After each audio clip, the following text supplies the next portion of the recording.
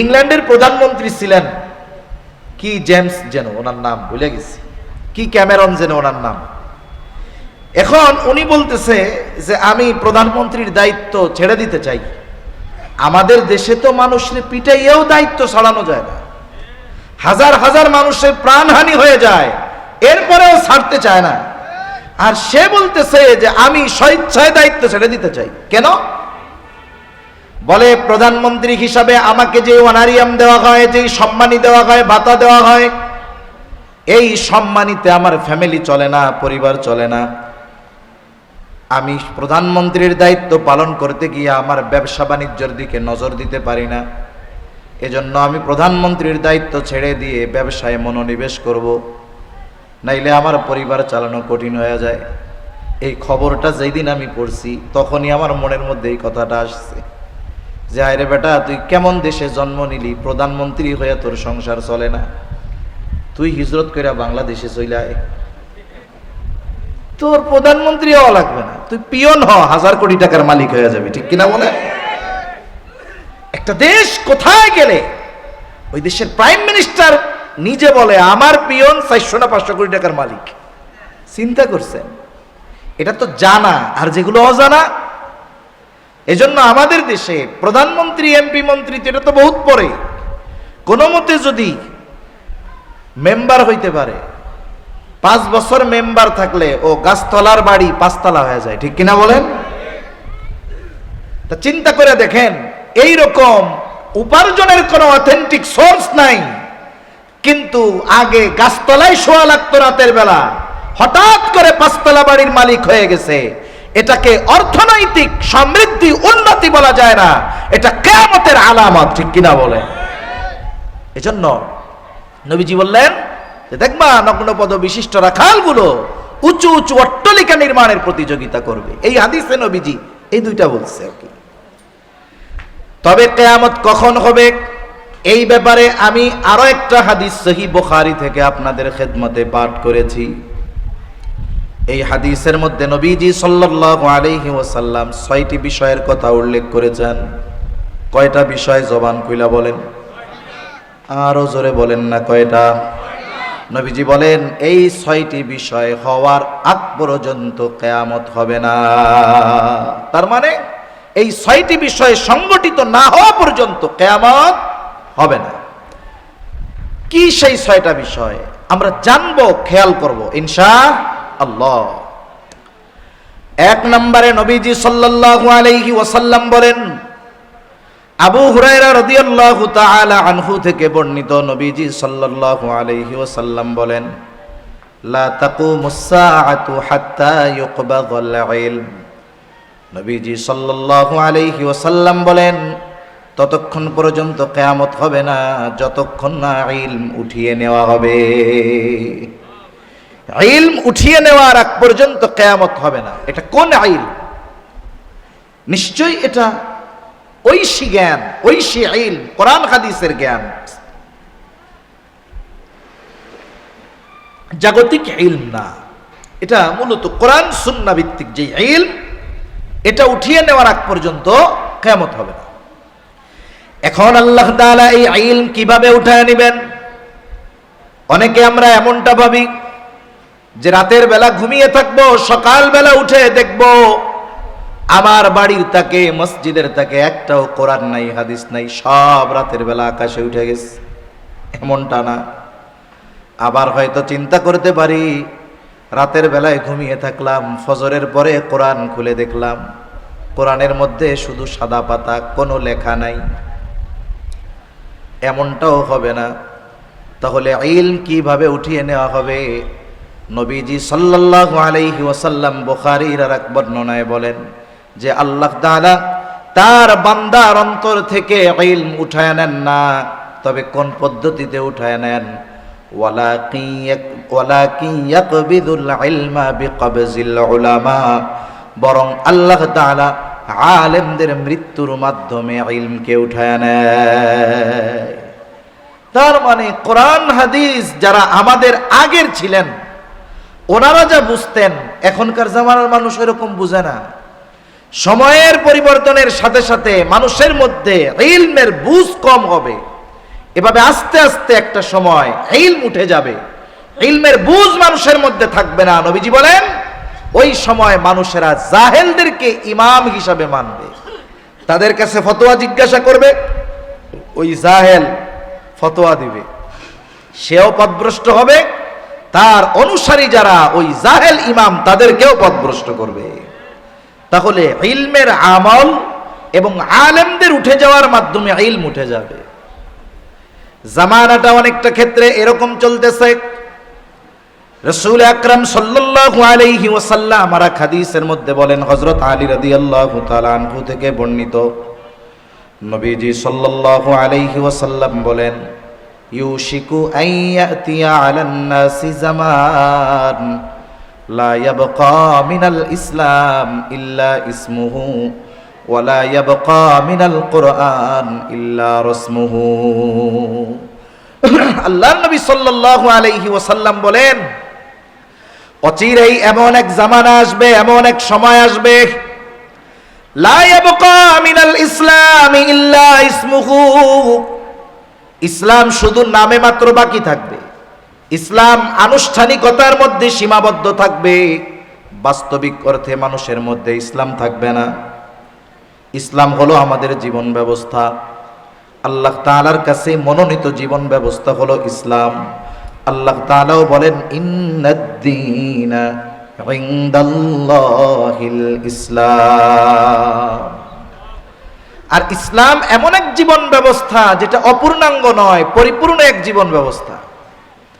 এজন্য আল্লাহ রাব্বুল আলামিন কোরআনুল কারীমে এই ঘোষণাও জানায় দেন, আল-ইয়াওমা আকমালতু লাকুম দীনাকুম ওয়া আতমামতু আলাইকুম নি'মাতি ওয়া রাদিতু লাকুমুল ইসলাম দীনা। আল্লাহ তাআলা বলেন, আজ আমি তোমাদের জন্য তোমাদের দ্বীন পরিপূর্ণ করে দিলাম, নেয়ামত পরিপূর্ণ করে দিলাম, ওয়া রাদিতু লাকুমুল ইসলাম দীনা, তোমাদের জন্য ইসলামকে দ্বীন হিসাবে মনোনীত করলাম। তাহলে ইসলাম জীবন ব্যবস্থা, ইসলাম আমাদের দ্বীন। দ্বীন মানে জীবন ব্যবস্থা। একটা মানুষের জন্ম থেকে নিয়ে একেবারে শেষ পর্যন্ত এই দুনিয়ার জগতে যত কিছু প্রয়োজন সব কিছু ইসলামের মধ্যে আছে না নাই? আরো জোরে বলেন, আছে না নাই? এই যে সভাপতি সাহেব আজকের মাহফিলের ছোট্ট একটু বক্তব্য দিচ্ছেন না, খুব সুন্দর কথা বলছেন। ইবাদত কি জিনিস? নামাজ রোজাই শুধু ইবাদত তা না, অনেক সময় তো নামাজ রোজা না করাও না পড়াও ইবাদত, ঠিক কিনা বলেন?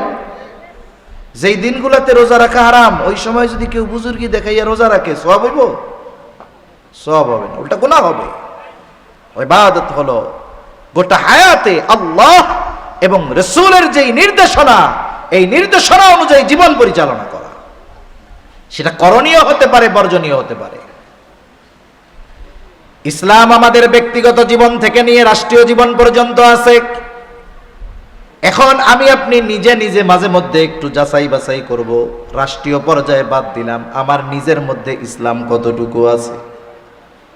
আমি আপনি যদি নিজে একটু বাছাই দেই, যাচাই বাছাই করি, দেখা যাবে ইসলামের যেই বিষয়গুলো আমি ব্যক্তিগতভাবে আমল করতে পারি, ওই বিষয়গুলোরও 30% আমার মধ্যে নাই।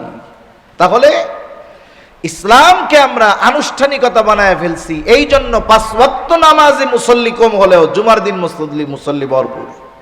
ঢাকা শহরের 10 তলা মসজিদ, 6 তলা মসজিদ, 9 তলা মসজিদ, জুমার দিন সব ভরে যায়। আবার রাস্তায় দাঁড়ায় ওই 9 তলার প্রায় দ্বিগুণ মহল্লার মসজিদ। এলাকার সব মানুষ, 95% মানুষ এলাকার, কিন্তু সর্বশেষ কি হয়?